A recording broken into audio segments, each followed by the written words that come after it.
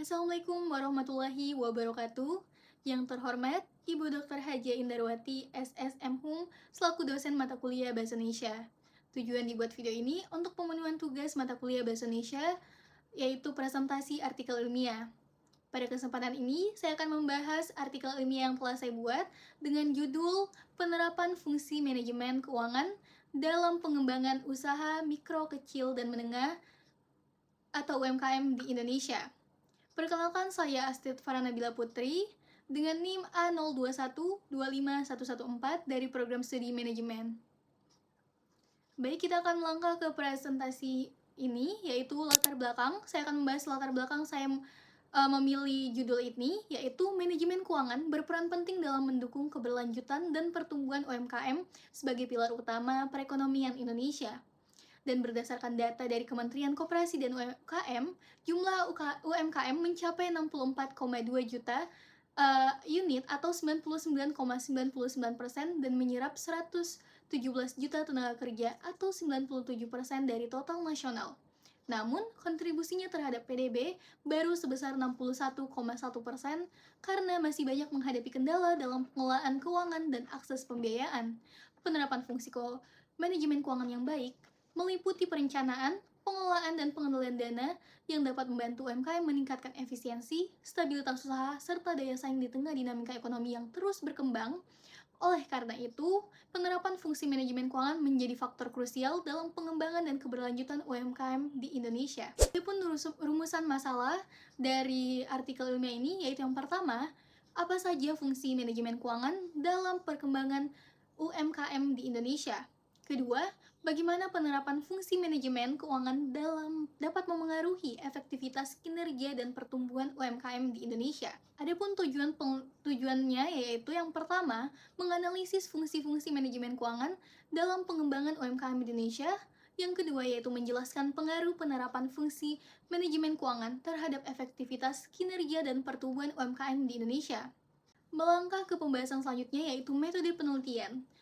Penelitian ini menggunakan pendekatan kualitatif deskriptif dengan metode studi literatur untuk menganalisis penerapan manajemen keuangan dalam pengembangan UMKM di Indonesia. Data diperoleh dari jurnal akademik, laporan pemerintah, dan publikasi internasional melalui pencarian sistematis dari berbagai basis data elektronik. Analisis ini dilakukan secara deskriptif dengan pengelompokan temuan berdasarkan faktor-faktor efektivitasnya. Dan untuk menjaga keabsahan data, penelitian ini menerapkan triangulasi sumber, yaitu perbandingan antar literatur, serta mematuhi etika akademik dengan sumber terpercaya, meskipun tanpa melakukan pengumpulan data lapangan secara langsung. Baik, selanjutnya kita akan melangkah ke pembahasan, yaitu yang pertama akan membahas mengenai fungsi manajemen keuangan dalam pengembangan UMKM di Indonesia, yaitu yang pertama, pengelolaan modal kerja. Pengelolaan modal kerja merupakan aset jangka pendek yang digunakan untuk mendukung kegiatan operasional sehari-hari, seperti pembelian persediaan dan pengelolaan piutang usaha. Pengelolaan kerja yang baik akan memberikan kelancaran pada kegiatan operasional dan menjaga kesinambungan antara likuiditas dan profitabilitas. Selanjutnya yaitu yang kedua, pengelolaan arus kas. Pengelolaan arus kas yang baik tentu akan mengatur pemasukan dan pengeluaran secara lebih efektif. Pengaturan penguangan secara lebih efektif tentu akan memiliki likuiditas yang cukup untuk menjalankan aktivitas bisnis. Yang ketiga yaitu pengelolaan profitabilitas. Pengelolaan profitabilitas merupakan indikator utama keberhasilan sebuah usaha. UMKM yang mampu mengelola biaya secara efisien akan memperoleh margin keuntungan yang lebih baik. Pengendalian yang efektif juga akan memberi peluang bagi UMKM untuk menentukan harga produk atau jasa yang kompetitif di pasar tanpa mengorbankan margin keuntungan. Keempat, yaitu pengelolaan piutang dan utang, yaitu dengan mengelola piutang dan utang secara bijak, UMKM dapat mengurangi resiko gagal bayar dan menjaga relasi baik dengan mitra usaha. Yang kelima, yaitu perencanaan dan penganggaran keuangan. UMKM dapat memperkirakan kebutuhan dana, menetapkan prioritas pengeluaran, serta memastikan penggunaan sumber daya secara efisien demi keberlangsungan bisnis jangka panjang. Baik, kita melangkah ke pembahasan selanjutnya, yaitu penerapan fungsi manajemen keuangan terhadap efektivitas kinerja dan pertumbuhan UMKM. Yaitu yang pertama, tentu saja literasi keuangan. Literasi keuangan yang baik tanpa memengaruhi kemampuan pelaku UMKM dalam mengambil keputusan, serta mengelola dana keuangan secara bijak, yaitu kemampuan untuk memahami, menganalisis, dan menggunakan informasi keuangan tentunya akan meminimalkan resiko, sehingga berdampak pada efektivitas dan stabilitas usaha ke depannya.